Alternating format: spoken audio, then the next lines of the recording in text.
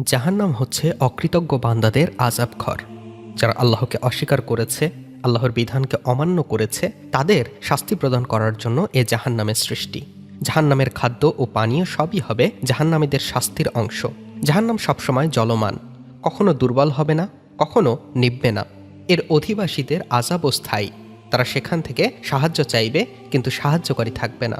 জাহান্নামীরা আযাবের চোটে চিৎকার করবে, কাঁদবে এবং খাবার চাইবে। তখন তাদের সামনে এমন খাবার উপস্থিত করা হবে যার কারণে তাদের আযাব আরও বেড়ে যাবে।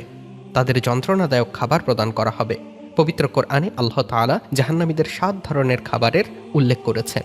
কি সেই 7 ধরনের খাবার তা জানব আজকের ভিডিওতে ইনশাআল্লাহ। হামিম। হামিম হচ্ছে জাহান্নামের আগুনে ফোটানো গরম পানি। এ পানি পান করার পর পেটের ভেতরকার সব কিছু গলে যাবে, আতুরি তরল পদার্থের মতো গড়িয়ে পড়বে এবং চামড়া ঝলসে যাবে।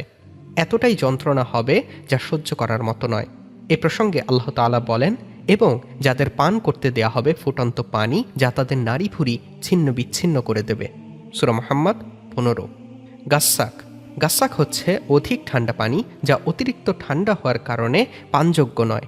এই গাসসাক পানি এতটাই ঠান্ডা হবে যে যা পান করাই যাবে না, কিন্তু জাহান্নামের শাস্তি আস্বাদন করাতে সেগুলো জাহান্নামীদের পান করানো হবে।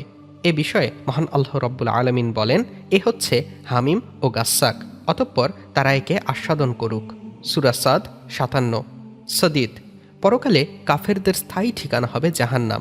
এতে তারা অনন্তকাল জ্বলতে থাকবে। তাদের দেহ থেকে গোস্ত ও চামড়া বিগলিত হয়ে গড়িয়ে পড়বে। সেটা অত্যন্ত দুর্গন্ধ ও ঘন হবে। এর দুর্গন্ধময় পুঁজকে সদিদ বলা হয়।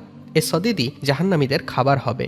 এ প্রসঙ্গে আল্লাহ রব্বুল আলামিন বলেন, তাদের প্রত্যেকের জন্য পরিণামে জাহান্নাম রয়েছে এবং পান করানো হবে গলিত পুঁজ, যা সে অতি কষ্টে এক এক ঢোক করে গলৎকরণ করবে এবং তা গলৎকরণ করা প্রায় সহজ হবে না।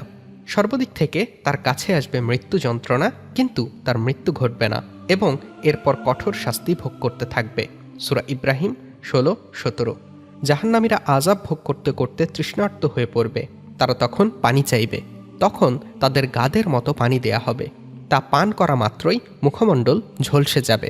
এ পানি জাহান্নামীদের বাধ্য হয়ে পান করতে হবে। এ প্রসঙ্গে আল্লাহ তাআলা বলেন, আমি জালেমদের জন্য প্রস্তুত রেখেছি অগ্নি, যার বেষ্টনী তাদের পরিবেষ্টন করে থাকবে। তারা পানি চাইলে তাদের দেয়া হবে গলিত ধাতুর ন্যায় পানি, যা তাদের মুখমণ্ডল দগ্ধ করবে। এটা নিকৃষ্ট পানীয়। আর জাহান্নাম কত নিকৃষ্ট আশ্রয়। সূরা কাহফ 29। দড়ি। জাহান্নামীরা যখন খানা চাইবে তখন তাদের সামনে দড়ি উপস্থাপন করা হবে। এ দড়ি এক ধরনের দুর্গন্ধময় বিষাক্ত কাঁটা। এর দ্বারা দোজখীদের ক্ষুধা নিবারণ করা হবে না। এরপরও দড়িকে খাদ্য হিসেবে গ্রহণ করতে হবে জাহান্নামীদের। এ মর্মে আল্লাহ তাআলা বলেন, দড়ি অর্থাৎ কাঁটার ঝাড় ছাড়া তাদের জন্য অন্য কোনো খাদ্য নেই। সেটি তাদের মোটা তাজাও করবে না এবং ক্ষুধা নিবারণের কাজেও দেবে না। সূরা গাশিয়া 6-7। গিসলিন। জাহান্নামীদের দেহ থেকে প্রবাহিত রক্ত ও পুজের সমষ্টিকে বলা হয় গিসলিন। এই গিসলিন হবে দোজখীদের নিকৃষ্ট খাবার। এ ধরনের পচা খাবার দ্বারা দোজখীরা ক্ষুধা মেটাতে চাইলেও ক্ষুধা মিটবে না, কারণ এটাও জাহান্নামীদের একটি কঠিন আযাব। এ প্রসঙ্গে পবিত্র কোরআনে আল্লাহ তাআলা বলেন, অতএব আজকের দিনে এখানে তার কোনো সুহৃদ নেই, আর কোনো খাদ্য নেই ক্ষত নিঃসৃত গিসলিন ছাড়া। অপরাধী ছাড়া কেউ এটা খাবে না। সূরা হাক্কা 35-37। জাক্কুম। জাক্কুম এক ধরনের বিষধর বৃক্ষের ফল যা জাহান্নামের তলদেশে উৎপন্ন হয়। এই ফল অত্যন্ত ভয়ঙ্কর। এর দ্বারা জাহান্নামীদের শারীরিক কোনো ফায়দা হবে না, বরং জাক্কুম ফল খাওয়া মাত্রই জাহান্নামীদের শারীরিক যন্ত্রণা আরও বেড়ে যাবে। এ মর্মে আল্লাহ তাআলা বলেন, নিশ্চয়ই জাক্কুম গাছ পাপীর খাদ্য হবে। গলিত তামার মতো পেটে ফুটতে থাকবে, যেরকম ফোটে পানি। একে ধরো এবং টেনে নিয়ে যাও জাহান্নামের মধ্যস্থলে। তারপর তার মাথার ওপর ফুটন্ত পানির আযাব ঢেলে দাও, স্বাদ গ্রহণ করো। তুমি তো সম্মানিত, সম্ভ্রান্ত। এ সম্পর্কে তোমরা সন্দেহে পতিত ছিলে। সূরা দুখান 43-50।